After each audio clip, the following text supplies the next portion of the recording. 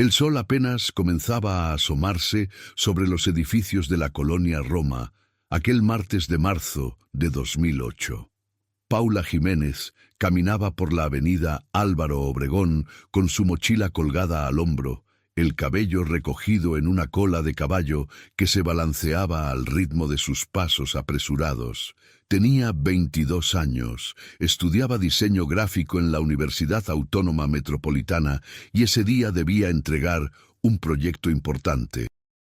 La brisa fresca de la mañana traía consigo el aroma del pan recién horneado de la panadería de la esquina, mezclado con el humo de los camiones que ya circulaban por las calles congestionadas del Distrito Federal.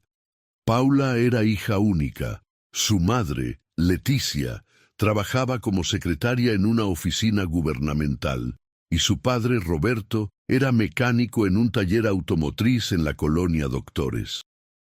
Vivían en un departamento modesto de 2 habitaciones en un edificio de 4 pisos, donde los vecinos se conocían desde hacía años, y los niños jugaban en el patio central bajo la vigilancia de las señoras que tendían la ropa en los cables improvisados entre las ventanas. Si te gusta este tipo de historias, te invito a suscribirte al canal y dejarme un comentario diciéndome desde dónde nos estás viendo. Tu apoyo significa mucho y me ayuda a seguir trayéndote más casos como este. Aquella mañana, Paula salió de su casa alrededor de las 7:30. Leticia la vio partir desde la ventana de la cocina, despidiéndose con la mano mientras su hija cruzaba la calle hacia la parada del microbús. Era una rutina que habían repetido cientos de veces. Paula tomaría la Ruta 2 hasta la estación del Metro Insurgentes. Luego cambiaría a la línea rosa con dirección a la universidad. Un trayecto de aproximadamente 45 minutos que conocía de memoria. Pero Paula nunca llegó a la universidad ese día. A las 10 de la mañana, su profesora, la maestra Guadalupe Hernández, pasó lista en la clase de composición visual. Cuando pronunció el nombre de Paula Jiménez, el silencio llenó el salón. Era extraño. Paula jamás faltaba, y menos en un día de entrega de proyecto. Algunos compañeros intercambiaron miradas de preocupación. Mariana Soto, su mejor amiga, sacó su celular e intentó llamarla, pero el teléfono de Paula estaba apagado o fuera de servicio. Al mediodía, cuando Leticia llamó a la universidad para confirmar que su hija había llegado bien, le informaron que Paula no había asistido a clases. El corazón de Leticia dio un vuelco. Inmediatamente marcó al celular de su hija una y otra vez, pero solo escuchaba el buzón de voz. Llamó a Roberto al taller, la voz temblorosa, las manos sudorosas aferrando el teléfono. Roberto dejó todo y salió corriendo hacia su casa. Para las 3 de la tarde, los Jiménez ya habían recorrido el camino que Paula solía tomar. Preguntaron en la parada del microbús, en las tienditas, en la estación del metro. Nadie la había visto.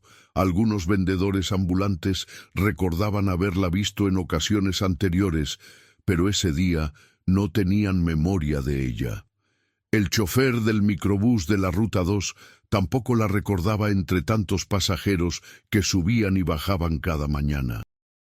Esa misma tarde, Roberto y Leticia acudieron al Ministerio Público para interponer la denuncia de desaparición.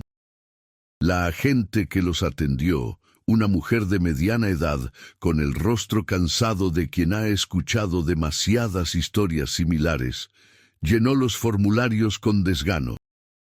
Les explicó que en casos de adultos debían esperar 72 horas antes de iniciar una búsqueda activa.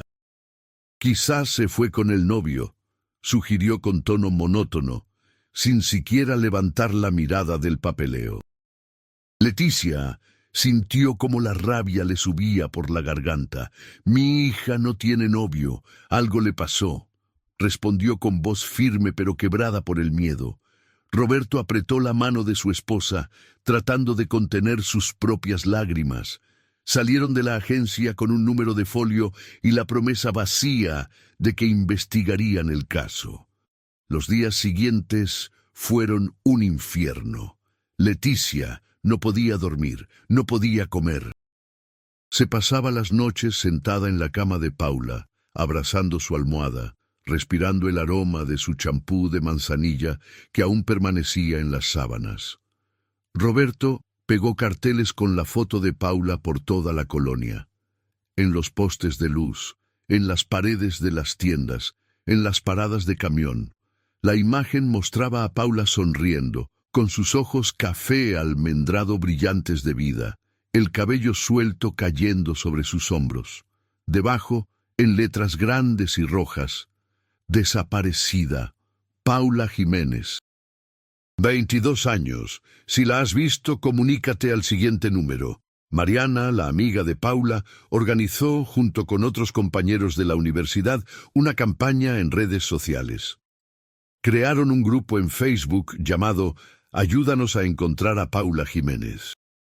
Compartieron su foto, detalles de su desaparición, la ropa que vestía ese día, una blusa blanca, jeans azules y tenis blancos. En cuestión de días, la publicación se había compartido miles de veces. Personas de todo México comentaban ofreciendo su apoyo, compartiendo la información, rezando por su regreso. Pero pasaron las semanas y no había ninguna pista concreta. La policía prácticamente no había hecho nada. Roberto contrató a un investigador privado, un hombre llamado Héctor Valdés, exagente de la Policía Judicial, que ahora trabajaba por su cuenta. Héctor era un hombre de unos 50 años, de estatura media, con canas en las sienes y una mirada que había visto demasiado. Aceptó el caso movido más por la desesperación que veía en los ojos de los Jiménez que por el dinero que pudieran pagarle. Héctor comenzó por revisar las cámaras de seguridad de los negocios cercanos a la ruta que Paula tomaba normalmente. La mayoría de los comercios pequeños no tenían cámaras, y los que las tenían ya habían borrado las grabaciones después de una semana. Pero Héctor era persistente. Finalmente, en una farmacia ubicada a 3 cuadras de la casa de Paula, encontró una cámara que apuntaba hacia la calle. El dueño, el señor Ramírez, un hombre mayor que conocía a los Jiménez desde hacía años, accedió a revisar sus archivos. La grabación era granulada y en blanco y negro, pero ahí estaba Paula. Se le veía caminando por la acera a las 7:35 de la mañana, exactamente como había dicho Leticia. Llevaba su mochila, caminaba con prisa. Pero entonces, justo antes de llegar a la esquina, un coche oscuro, que parecía ser una camioneta tipo van, se detuvo junto a ella. La imagen era demasiado borrosa para distinguir la placa o el modelo exacto.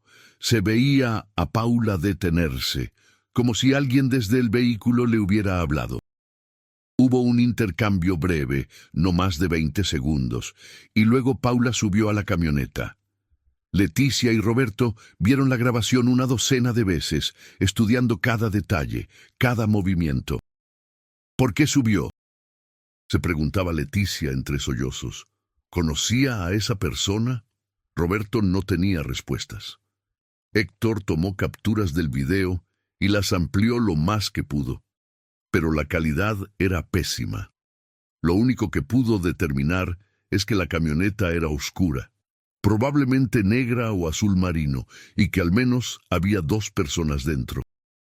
Con este nuevo dato, Héctor acudió nuevamente a la policía, pero la respuesta fue decepcionante. Hay miles de camionetas así en la ciudad, le dijeron.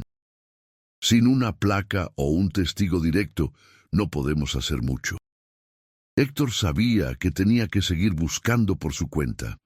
Mientras tanto, la vida de los Jiménez se había convertido en un ciclo interminable de angustia y esperanza.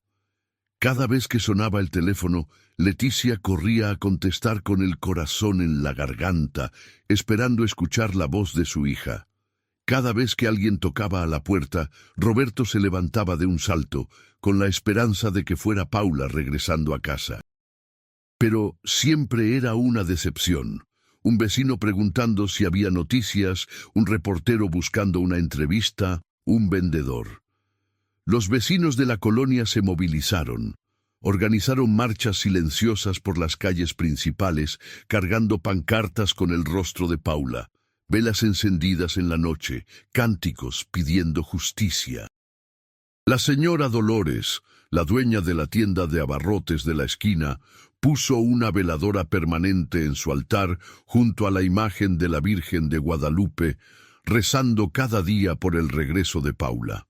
Don Ernesto, el panadero, donaba pan dulce a las familias que participaban en las búsquedas organizadas cada fin de semana en terrenos baldíos y áreas boscosas cercanas a la ciudad. Pasaron los meses. La historia de Paula salió en algunos noticieros locales, pero pronto fue reemplazada por otros casos, otros dramas, otras tragedias. En una ciudad donde desaparecían decenas de personas cada semana, la historia de Paula Jiménez se convirtió en una más entre muchas. Pero para Leticia y Roberto, cada segundo que pasaba era una eternidad de sufrimiento. Héctor continuó investigando. Entrevistó a todos los compañeros de Paula en la universidad, a sus profesores, a los vecinos. Todos describían a Paula como una joven tranquila, responsable, sin enemigos conocidos. No tenía novio, no se metía en problemas, no frecuentaba bares ni lugares peligrosos. Su vida era simple: casa, universidad, casa. Ocasionalmente salía al cine con Mariana o visitaba a su abuela en Coyoacán los domingos. Una tarde de julio, casi 4 meses después de la desaparición, Héctor recibió una llamada anónima. Era una voz de mujer, joven, asustada. «Busquen en la casa de Tlalpan», dijo la voz entrecortada. «La casa amarilla en la calle Flores Magón. Ahí tienen a las muchachas». Antes de que Héctor pudiera hacer más preguntas, la llamada se cortó. Intentó rastrear el número, pero era de un teléfono público. Héctor no perdió tiempo. Junto con Roberto y un par de vecinos que se habían ofrecido a ayudar, se dirigieron a Tlalpan, un barrio al sur de la ciudad. La calle Flores Magón era larga y con varias casas amarillas.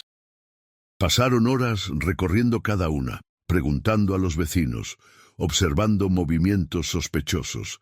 Finalmente, en el número 247, encontraron una casa de 2 pisos con las ventanas cubiertas con periódicos y cortinas gruesas. El jardín estaba descuidado, lleno de maleza. No había señales de vida aparente. Héctor tocó a la puerta. Nadie respondió. Tocó nuevamente, más fuerte. Silencio. Roberto, impaciente y desesperado, intentó forzar la puerta, pero Héctor lo detuvo.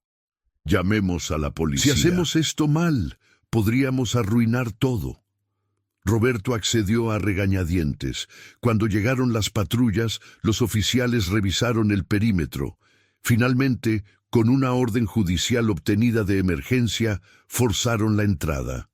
Lo que encontraron dentro dejó helados incluso a los policías más experimentados. En el sótano de la casa había 3 cuartos pequeños, cada uno con candado por fuera. Adentro encontraron a 5 jóvenes mujeres desnutridas, aterrorizadas, algunas con marcas de golpes y quemaduras. Pero Paula no estaba entre ellas. Las jóvenes fueron rescatadas y llevadas al hospital. Durante los interrogatorios, entre lágrimas y temblores, contaron su calvario. Habían sido secuestradas en diferentes partes de la ciudad durante los últimos 2 años. Un grupo organizado las capturaba para explotarlas sexualmente. Las mantenían encerradas, las drogaban, las vendían a hombres que pagaban por estar con ellas. Los nombres que mencionaron llevaron a más arrestos en los días siguientes. 3 hombres y una mujer fueron detenidos y acusados de trata de personas. Cuando Leticia y Roberto se enteraron del rescate, corrieron al hospital con la esperanza de encontrar a Paula. pero al ver que no estaba entre las rescatadas, el corazón se les partió nuevamente. Héctor habló con las jóvenes mostrándoles la foto de Paula. Una de ellas, una chica de 19 años llamada Sofía, comenzó a llorar. «Yo la conocí», dijo con voz ronca. «Estuvo aquí. Paula estuvo aquí con nosotras durante 2 semanas, tal vez 3. Pero un día vino un hombre, creo que era un cliente especial, y se la llevó. Nunca volvió. Nosotras pensamos que tal vez la mataron». Leticia se derrumbó en los brazos de Roberto. El mundo se le vino abajo. Después de meses de esperanza, de búsqueda incansable, de rezos y velas encendidas, escuchar esas palabras era como recibir una puñalada directa al corazón. Pero Héctor no se rindió. Si Paula había sido trasladada a otro lugar, había una posibilidad, aunque fuera mínima, de que siguiera con vida. Los meses se convirtieron en años, la investigación se enfrió. Los arrestados fueron procesados y sentenciados, pero ninguno reveló información sobre el paradero de Paula. Leticia dejó su trabajo, incapaz de concentrarse en nada que no fuera buscar a su hija. Roberto vendió su coche para pagar más investigaciones, más búsquedas, más abogados. La casa se llenó de cajas con documentos, fotos, mapas marcados con círculos rojos, indicando lugares donde supuestamente habían visto a Paula, aunque ninguna pista había resultado cierta. En 2012, 4 años después de la desaparición, Leticia creó un canal de YouTube. No sabía mucho de tecnología, pero Mariana, la amiga de Paula que ahora trabajaba en una agencia de publicidad, le enseñó lo básico. El canal se llamaba Buscando a Paula Jiménez. Leticia subía videos cada semana, contando la historia de su hija, compartiendo nuevas pistas, rogando a quien tuviera información que se comunicara. Los videos eran sencillos, grabados con una cámara web desde la sala de su departamento. Leticia, ya con el cabello canoso y el rostro marcado por el dolor, hablaba directamente a la cámara con una mezcla de determinación y desesperación. El canal no tuvo mucho éxito al principio. Unos pocos cientos de vistas, algunos comentarios de apoyo, pero nada concreto. Pero Leticia no se rindió. Siguió subiendo videos, compartiendo la historia una y otra vez, manteniendo viva la memoria de Paula. En 2015, 7 años después de la desaparición, algo extraordinario sucedió. Leticia había comenzado a hacer transmisiones en vivo en YouTube, hablando directamente con las personas que se conectaban, respondiendo preguntas, compartiendo actualizaciones. Normalmente, solo se conectaban entre 10 y 20 personas, pero ese día de noviembre, por alguna razón, más de 200 personas estaban viendo la transmisión en vivo. Leticia estaba a mitad de contar nuevamente la historia de cómo Paula había desaparecido aquella mañana de marzo, cuando los comentarios del chat comenzaron a volverse frenéticos. «Mira detrás de ti. ¡Hay alguien en la ventana! ¡Leticia! ¡Voltea!». Confundida, Leticia se giró para mirar hacia la ventana de su sala. No vio nada inusual, solo la cortina moviéndose ligeramente por la brisa que entraba de una ventana entreabierta en otra habitación. Pero los comentarios seguían llegando. «Pausa el video. Vuelve a verlo. Es ella». Leticia no entendía de qué hablaban. Entonces, un usuario llamado Investigador MX escribió: «Señora Leticia, pare la transmisión y revea el video.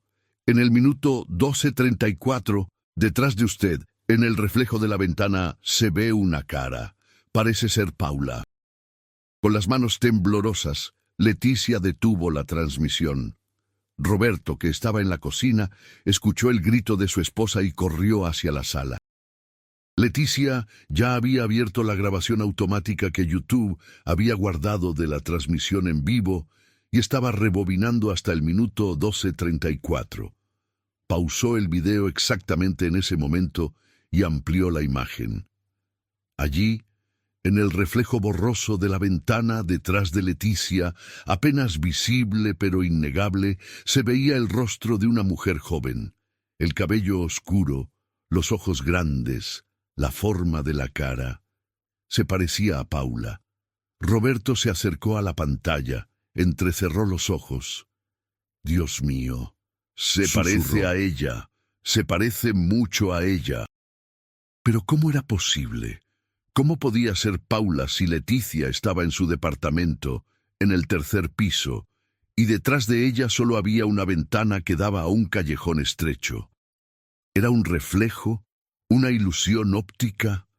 ¿O realmente alguien de alguna manera había estado mirando desde fuera? Leticia guardó el video inmediatamente y llamó a Héctor. A pesar de los años, Héctor nunca había dejado completamente el caso de Paula. Seguía siendo un misterio que lo carcomía por dentro, uno de los pocos casos que no había podido resolver en su carrera. Cuando vio el video, su reacción fue cautelosa. «Puede ser muchas cosas», dijo. «Un reflejo de algo más, una sombra, incluso nuestra mente viendo lo que queremos ver. Pero también podría ser real, necesitamos analizarlo». Héctor llevó el video a un amigo suyo, un especialista en análisis forense digital. Pasaron días examinando cada fotograma, amplificando la imagen, ajustando el contraste y el brillo. Finalmente, el especialista dio su veredicto. Es una cara real. No es una ilusión óptica ni un defecto de la cámara. Hay alguien en ese reflejo. Pero es imposible determinar con certeza si es Paula Jiménez. La resolución es demasiado baja y el ángulo es extraño. Leticia no necesitaba más confirmación. En su corazón sabía que era su hija. Pero, ¿dónde estaba? ¿Cómo había llegado hasta esa ventana? ¿Por qué no había tocado a la puerta? ¿Por qué solo apareció en el reflejo y luego desapareció? Roberto y Héctor fueron al callejón detrás del edificio. Era un espacio angosto entre dos construcciones, usado principalmente para sacar la basura. Había escaleras de emergencia metálicas que subían por el costado del edificio. Era técnicamente posible que alguien hubiera subido por esas escaleras hasta el nivel de la ventana del departamento de los Jiménez. ¿Pero quién y por qué? Héctor entrevistó a todos los vecinos nuevamente. Nadie había visto a una mujer joven en el callejón ese día. Revisó las cámaras de seguridad del edificio, pero solo cubrían la entrada principal, no la parte trasera. Era como si Paula, o quien fuera esa persona en el reflejo, hubiera aparecido y desaparecido como un fantasma. La noticia del video se viralizó. Los medios de comunicación retomaron el caso de Paula Jiménez. El misterioso rostro en el video en vivo, titulaban los periódicos. ¿Paula Jiménez sigue viva?, preguntaban los noticieros. Expertos en fenómenos paranormales, psicólogos, investigadores criminales, todos ofrecieron sus teorías. Algunos decían que era una señal de Paula, tratando de comunicarse con sus padres. Otros argumentaban que era un fraude, una estrategia para revivir un caso olvidado. Hubo quien sugirió que Paula estaba cerca, vigilándolos, pero incapaz de acercarse por alguna razón. Leticia recibió cientos de mensajes después de que el video se hiciera público. Algunos eran de apoyo, otros de personas que afirmaban haber visto a Paula en diferentes partes del país. Héctor investigó cada pista, viajó a Guadalajara, Monterrey, Puebla, siguiendo reportes de avistamientos.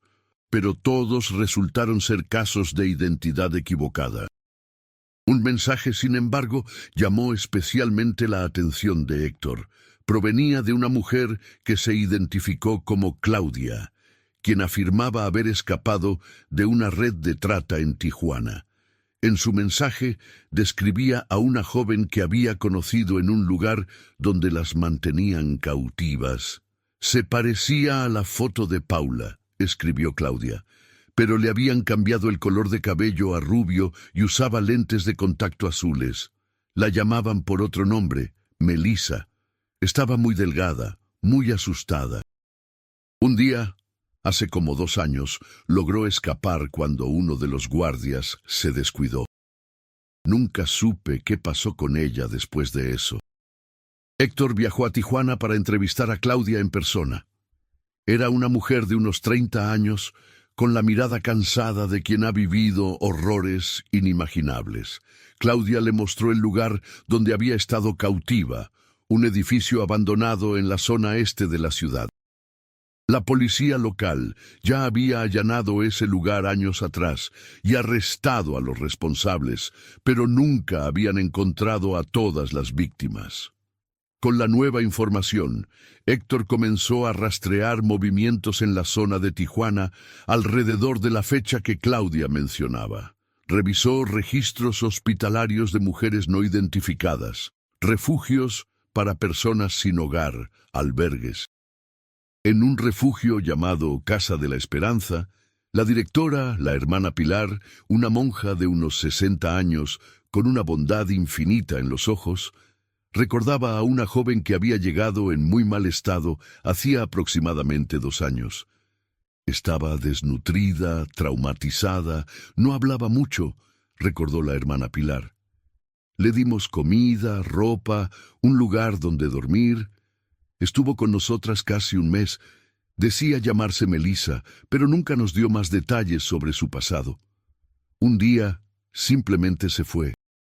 Dejó una nota diciendo que necesitaba encontrar a su familia, pero que tenía miedo. Nunca supimos más de ella.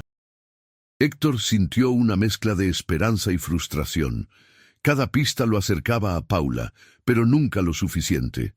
Le mostró a la hermana Pilar varias fotos de Paula de diferentes épocas.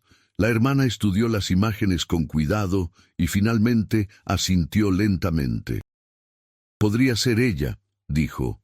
«Realmente podría ser, pero esta muchacha que estuvo aquí estaba muy cambiada. Muy delgada, con el cabello diferente, la mirada perdida. Si es la misma persona de estas fotos, ha sufrido mucho». Héctor regresó a Ciudad de México con la información. Leticia y Roberto escucharon todo con una mezcla de dolor y esperanza renovada. Su hija podría estar viva, podría estar en algún lugar, tratando de encontrar el camino de regreso a casa, pero incapaz de hacerlo por el trauma, el miedo, o quizás porque los que la habían secuestrado seguían buscándola. Decidieron hacer un nuevo video para el canal de YouTube. Esta vez, Leticia habló directamente a Paula, como si estuviera viéndola a través de la cámara. «Paula, mi amor, si estás viendo esto, quiero que sepas que te estamos esperando. No importa lo que haya pasado, no importa dónde estés o en qué condiciones, solo queremos que vuelvas a casa. No hay juicio, no hay preguntas difíciles, solo amor. Tu habitación sigue igual, tus cosas están aquí, tu padre y yo te esperamos cada día. Por favor, hija, si puedes, envíanos una señal, dinos que estás bien, dinos cómo podemos ayudarte a regresar». El video se compartió miles de veces. Personas de todo México y de otros países latinoamericanos lo vieron, lo compartieron, dejaron mensajes de apoyo. Algunos usuarios de YouTube comenzaron sus propias investigaciones amateur, analizando el video del reflejo, buscando pistas en redes sociales, tratando de conectar puntos. Y entonces, 3 semanas después de que el video de Leticia fuera publicado, sucedió algo que nadie esperaba. En el canal de YouTube, buscando a Paula Jiménez, alguien dejó un comentario.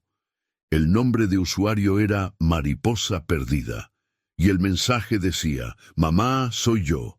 Estoy bien, pero no puedo volver todavía. Hay gente buscándome, gente mala. Si vuelvo ahora, los pondré en peligro a ustedes también. Necesito más tiempo. Por favor, confía en mí. Te amo. Siempre te he amado». Leticia vio el comentario a las 2 de la mañana, cuando revisaba obsesivamente el canal, como hacía cada noche antes de dormir. Su grito despertó a Roberto. «Es ella, es Paula, me escribió». Roberto leyó el comentario una y otra vez, tratando de determinar si era real o una cruel broma de algún troll de internet. Leticia respondió inmediatamente al comentario. «Paula, mi amor, ¿eres realmente tú? Por favor, dime algo que solo tú sabes. Necesito estar segura». Pasaron los minutos, las horas. No hubo respuesta. Al día siguiente, Leticia contactó a Héctor. Juntos intentaron rastrear la dirección IP del comentario, pero quien lo había dejado había usado una VPN, enmascarando su ubicación real. Podría haber sido escrito desde cualquier parte del mundo. Héctor contactó a YouTube directamente, solicitando información sobre la cuenta Mariposa Perdida, pero la plataforma no podía revelar información personal sin una orden judicial, y obtener una tomaría semanas. Durante los días siguientes, Leticia respondía constantemente al comentario, rogando a Mariposa Perdida que volviera a escribir, que diera más detalles, que permitiera que la ayudaran. Pero no había más mensajes.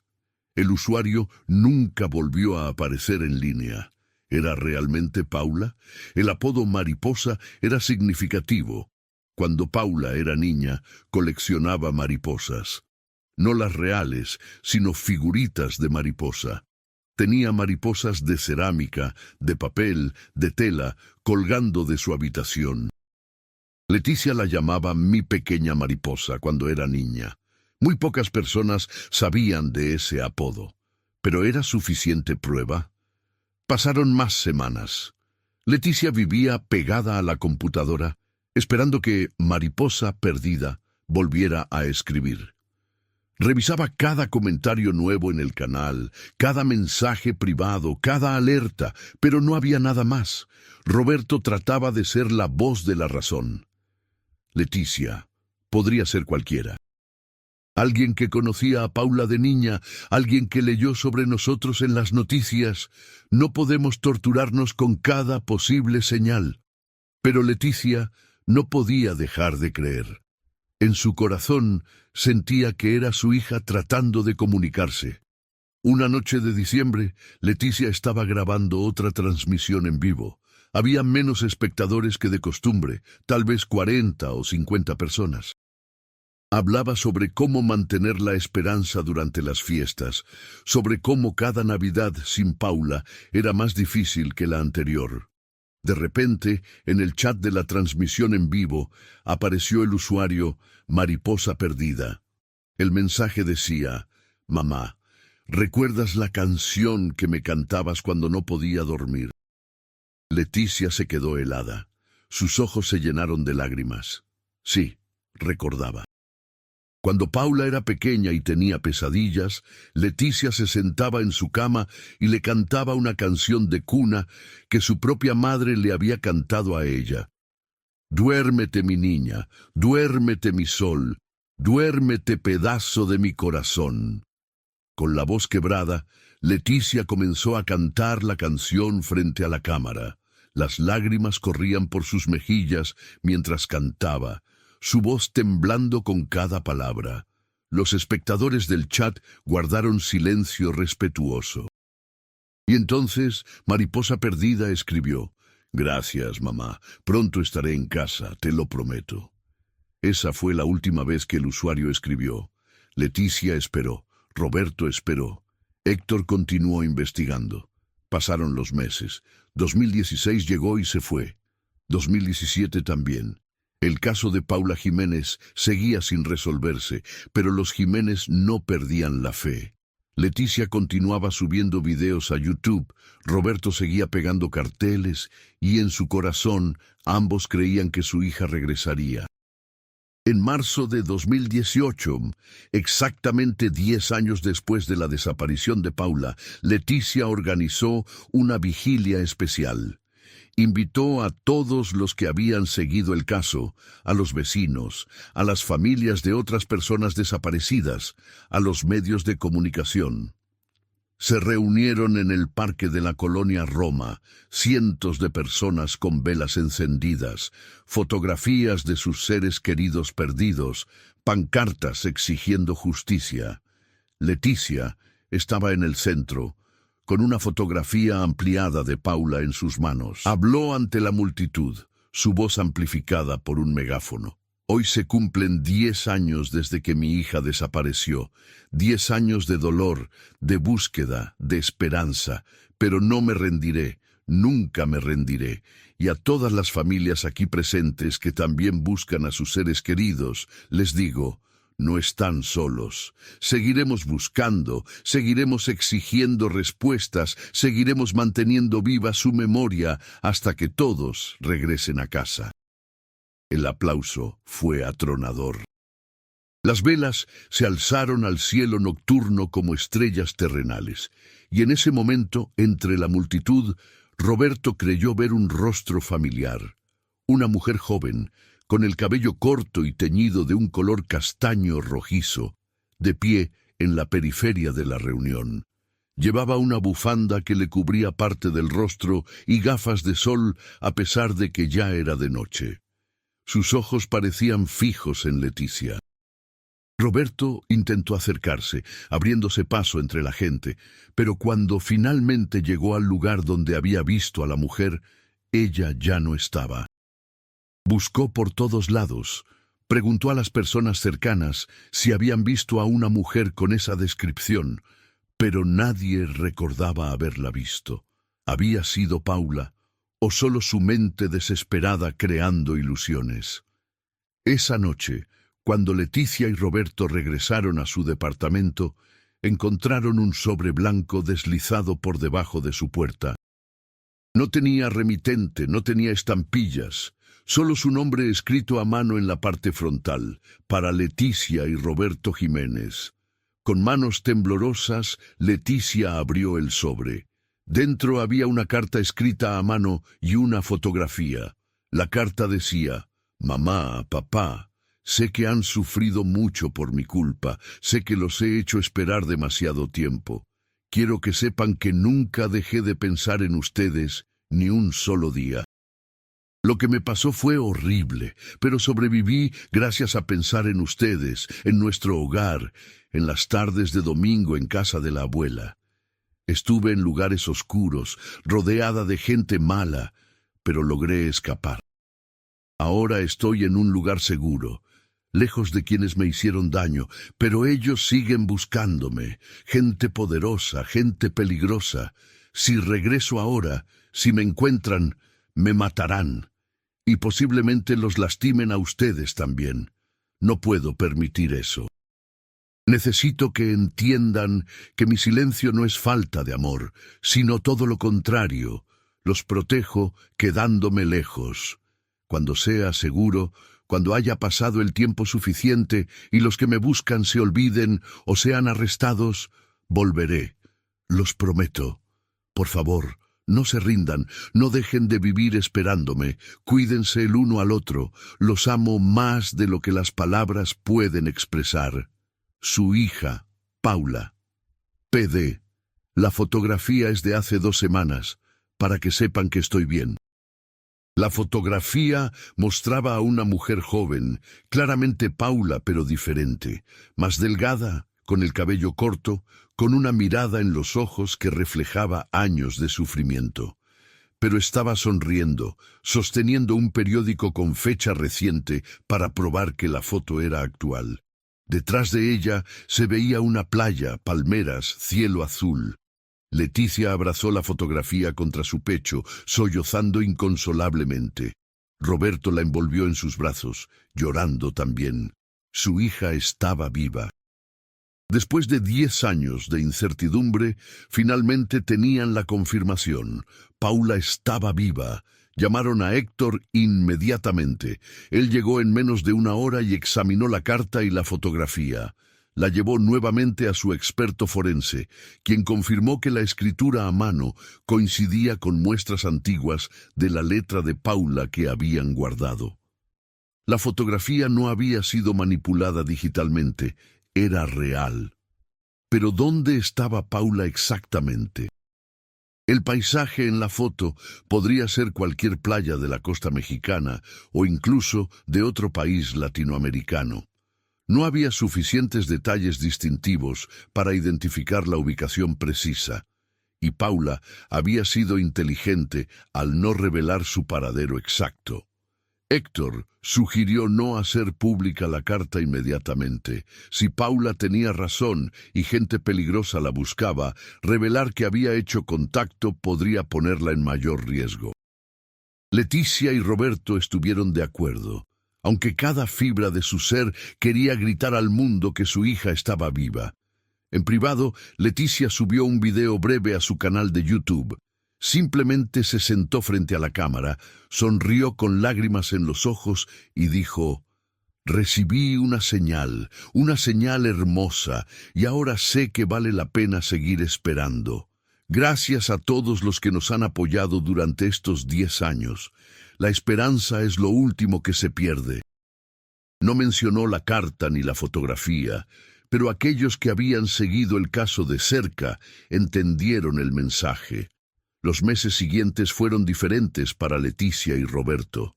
Todavía dolía la ausencia de Paula, pero el dolor era más llevadero sabiendo que estaba viva, que estaba en algún lugar tratando de encontrar su camino de regreso. Comenzaron a vivir de nuevo, poco a poco. Leticia volvió al trabajo. Roberto aceptó un ascenso en el taller. Por las noches, se sentaban juntos en la sala, mirando la fotografía de Paula, imaginando el día en que la puerta se abriría y ella entraría diciendo: «Estoy en casa». Héctor nunca dejó de investigar. Siguió rastreando las redes de trata que operaban en México, compartiendo información con otras organizaciones que luchaban contra este crimen.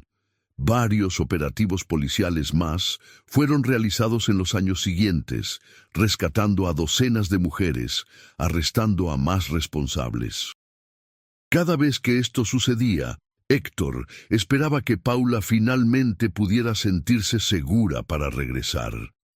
En 2020, durante la pandemia, Leticia continuó sus transmisiones en vivo desde casa, ahora hablando no solo de Paula, sino también ofreciendo apoyo a otras familias con seres queridos desaparecidos.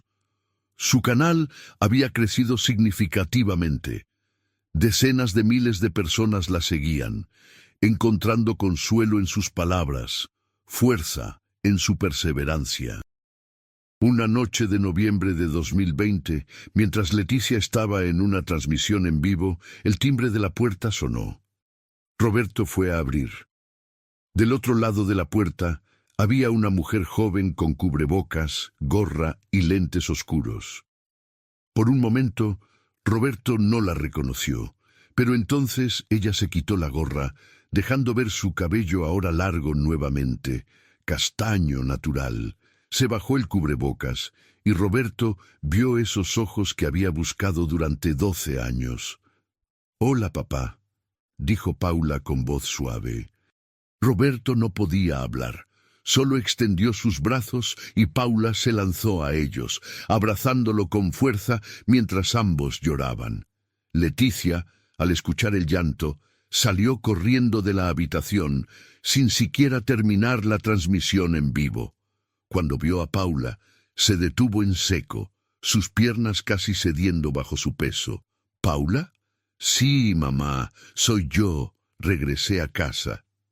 Leticia corrió hacia su hija y las tres se fundieron en un abrazo que parecía contener todos los años de dolor, esperanza, lágrimas y amor. No había palabras suficientes para describir ese momento. Después de 12 años, 8 meses y 14 días, Paula Jiménez había regresado a casa. Los primeros días fueron difíciles. Paula no quería hablar mucho sobre lo que había vivido. El trauma era profundo, las heridas invisibles pero presentes. Leticia y Roberto no presionaron. Solo querían que su hija se sintiera segura, amada, en casa. Contrataron a una psicóloga especializada en trauma para que ayudara a Paula en su proceso de sanación. Poco a poco, Paula comenzó a compartir fragmentos de su historia. Confirmó que había sido secuestrada aquella mañana de marzo por personas que trabajaban para una red de trata. La habían mantenido cautiva en varios lugares durante meses, obligándola a hacer cosas que no quería recordar. Finalmente, después de casi un año, logró escapar con la ayuda de otra víctima. Había vivido en las sombras durante años, trabajando con nombres falsos, moviéndose constantemente, siempre con miedo de ser encontrada. Había visto los videos de su madre en YouTube. Había leído cada comentario, cada mensaje de apoyo. Quiso regresar muchas veces, pero el miedo era demasiado grande. Finalmente, cuando las últimas personas que la buscaban fueron arrestadas en un operativo en 2020, sintió que era seguro volver. La historia del regreso de Paula se mantuvo en privado durante varios meses. Solo los más cercanos sabían que había vuelto. Pero eventualmente, con el permiso de Paula, Leticia compartió la noticia en su canal de YouTube. El video se tituló simplemente «Gracias», y en él Leticia y Paula aparecían juntas tomadas de la mano. «Después de 12 años», dijo Leticia con lágrimas de felicidad, «mi hija ha regresado a casa. No puedo explicar la alegría, el alivio, la gratitud que siento. A todos los que nos apoyaron, que rezaron por nosotros, que compartieron la historia de Paula, que nunca dejaron de creer, gracias. Y a todas las familias que todavía buscan a sus seres queridos, quiero decirles, no pierdan la esperanza. Los milagros existen. Sigan buscando, sigan creyendo, sigan amando. Su persistencia puede traer a sus seres queridos de vuelta, como trajo a Paula de vuelta a nosotros». Paula, con voz suave pero firme, añadió, «Quiero usar mi historia para ayudar a otros, para crear conciencia sobre la trata de personas, para apoyar a otras sobrevivientes, para asegurarme de que lo que me pasó a mí no le pase a nadie más. Mi camino de sanación será largo, pero no estoy sola. Tengo a mi familia, tengo apoyo, y ahora tengo una misión, convertir mi dolor en propósito». El video fue visto millones de veces. Medios de comunicación de todo el mundo cubrieron la historia del regreso de Paula. Se convirtió en un símbolo de esperanza para miles de familias con seres queridos desaparecidos. Paula, junto con Leticia, comenzó a trabajar con organizaciones dedicadas a combatir la trata de personas, dando charlas, compartiendo su testimonio, ayudando a crear leyes más estrictas contra este crimen. Años después, Paula se graduó de la universidad, retomando sus estudios de diseño gráfico. Conoció a un hombre bondadoso llamado Javier, se enamoraron, y en 2024 se casaron en una ceremonia íntima rodeados de familia y amigos. Leticia lloró lágrimas de felicidad viendo a su hija caminar hacia el altar, recordando todos los años que pensó que nunca vería este día. Paula y Javier tuvieron una hija en 2025, una niña hermosa que nombraron Esperanza. Cuando Leticia cargó a su nieta por primera vez, sintió que el círculo se había completado. Del dolor más profundo había nacido la alegría más grande. El canal de YouTube, Buscando a Paula Jiménez, cambió su nombre a Encontrando Esperanza y ahora se dedica a ayudar a otras familias a buscar a sus seres queridos desaparecidos, a crear conciencia sobre la trata de personas y a demostrar que incluso en los momentos más oscuros, la luz de la esperanza puede guiarnos de vuelta a casa. Y en aquel departamento de la colonia Roma, en la habitación que Leticia había mantenido intacta durante 12 años, Paula finalmente durmió en su propia cama, en su propio hogar, rodeada del amor incondicional de sus padres, sabiendo que después de una década de oscuridad, finalmente había encontrado su camino de regreso a la luz.